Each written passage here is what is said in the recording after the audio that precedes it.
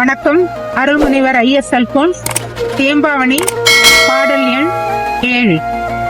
அடவியால் வனப்பில் வாய்ந்த வாகிர்தவெனும் நகர்க்குள் உடவியால் உவமை நீத்த புகழ் வர துயர்ந்த கண்ணி நடவியார் தவத்தில் ஓங்கி நாதனை ஈன்றாள் தாளை தடவியார் உயர போற்றி தகவடைந்திருந்தாள் அன்றோ. சோலைகளால் அழகு வாய்ந்தது ஆகிர்த எனும் நகரம். உலகத்தில் ஒப்புமை கடந்த புகழுள்ள வரங்களால் உயர்ந்த ஒரு கன்னிகை அந்நகர்க்குள் வாழ்ந்தாள்.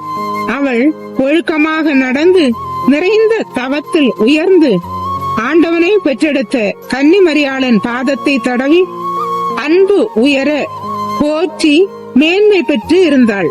நன்றி.